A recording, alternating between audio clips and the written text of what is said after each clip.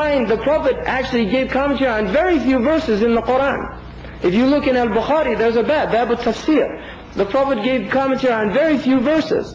He clarified the Quran in his behavior. That is the greatest tafsir of Quran, literally is the sunnah of the Prophet ﷺ. But the idea of يَتَدَبَّرُونَ أَفَلَا يَتَدَبَّرُونَ الْقُرْآنِ أَمْ عَلَى قُلُوبٍ أَقْفَالُهَا. Don't they contemplate, don't they ponder? If the Prophet literally told us everything the Quran meant, then why would we have to ponder the meanings of the Quran?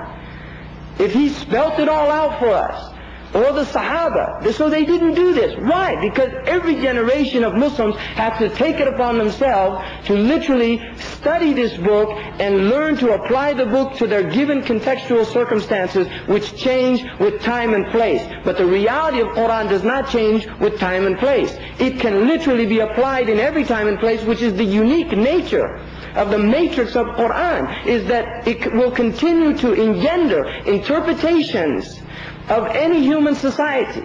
Now in the secular society, by taking revelation out, literally, and the Christians were completely done in, the science destroyed them. Science was not able to destroy Islam, and still they have not.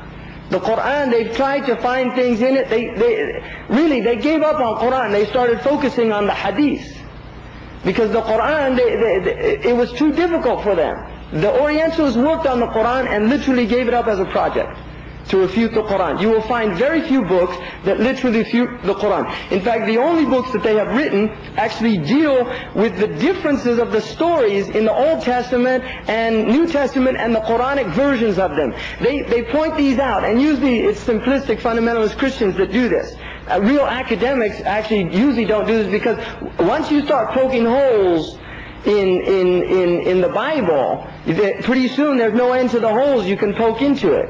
You see, so what they begin to realize is the stories in the Quran actually make more sense than the ones in the Bible. And that's one of the points of the Quran, is it's muhaymin. It's actually an overseer and a guardian of previous revelation. They can see where they went astray and where they deviated by going back to the Quran.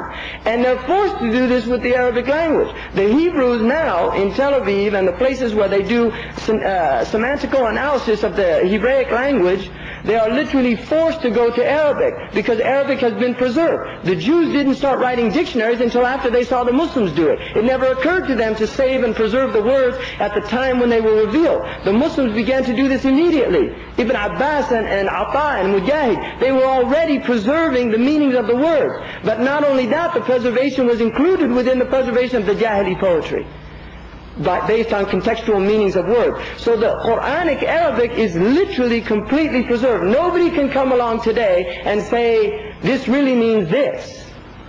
Because you have to say, what's your proof? And they have to give you a proof from either Jahili Arabic or the way the Arabs understood the meaning of the word based on the preservation of the Arabic language through the great lexicographers of this ummah, like Ibn Manzur, Al-Fayruz Abadi, Al-Asma'i, who was a great collector of meanings of Hadith, Raghib al-Isbahani, who literally collected all of the absolutely preserved meanings of this book. So the language was literally completely preserved. And more than that, it is so deeply scientific in its nature, because the precisions of the meanings. Now, one of the great things of the secular worldview is literally a semi-religious vocabulary is given to human beings in which they are indoctrinated through the secular school system. So by the time an individual comes out of the secular school system, he has completely absorbed a worldview. This is the purpose of the secular school system, is to adopt a worldview. Now this worldview has key vocabulary. In the same way what the Quran did when it came down during the time, it took words that the Arabs knew and it added new dimensions. One of them, for example, as Najib Abbas pointed out, about the word Kareem. Kareem, to the Jahili Arabs, was a man who was extravagantly generous. But it was based often on his lineage, his tribal nobility. So he had to uphold the name of his tribe, like Hatim al-Ta'i. Because Hatim al-Ta'i was a Ta'i, which was a generous tribe, and he was their Sayyid, he had to be more generous than anybody else in order to maintain his karam.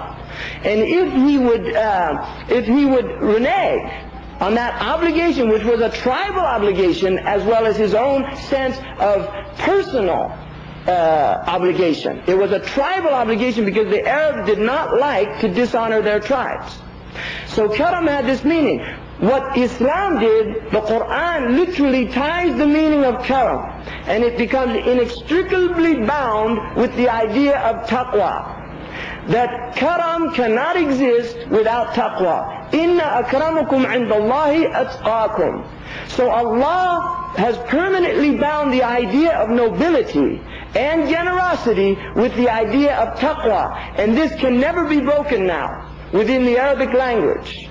Because this is, the revelation itself is giving people a worldview, a new way of perceiving reality. This worldview, unfortunately, the Muslims have literally had it taken from them, and they have had it replaced with a secular worldview. And therefore we have Muslims that literally articulate the worldview of the secularists without having any idea that they're doing it. In other words, their minds have literally been colonized. You can colonize a human being's body, but once the chains are broken, you no longer possess him. But once you colonize his mind, you can break the bonds of slavery, this perceived slavery, and you have a slave forever as long as his mind is enslaved and enchained. You see, and this is what happened. The colonials literally came in, and this was the secular worldview. They dealt with Christianity. They destroyed, in the United States, the Catholic and the Catholic Church had the best form of education. They were indoctrinating their people with a religious perspective. The Protestants literally saw their own Protestants began to go into the Catholic, because Protestantism is secularized Catholicism. That's all it is. It is secularized Catholicism. For instance, according to the Roman Catholic Church, usury is one of the grave sins that will put somebody in the hellfire. They believe this in the same way that we believe it, based on the Old Testament. And based on Jesus, according to them, turning the usurers' tables up in the temple and condemning them. The Catholics, in fact, Dante in his Divine Comedy, which is really just a plagiarized rip-off of the Mi'raj, and that's all he did, the 7 heavens and the 7 hells and seeing all these things. He just ripped it off from a description he found in Arabic, and it's considered one of the classics of Western civilization. But and then, a'udhu billah, he in his sick and distorted mind puts the Prophet ﷺ in the hellfire. You see, this is what he does. He stole the whole idea from the Muslims, and that's his thanks. And we know where he's going to be.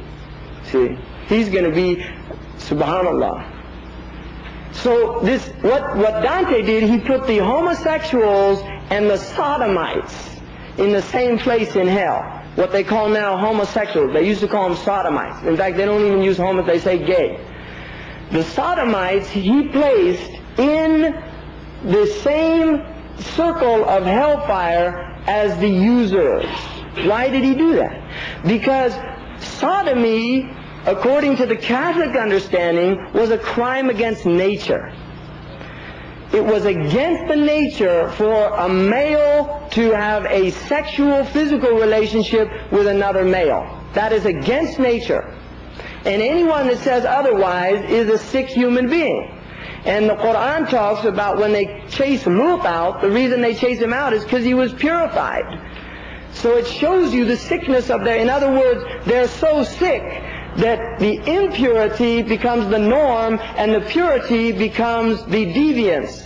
And this is a sociological principle. Deviation does not mean in sociology, in the same understanding as the Quran, deviation does not mean the bad thing. It means when the norm is good, then evil is deviant. But when evil is the norm, good becomes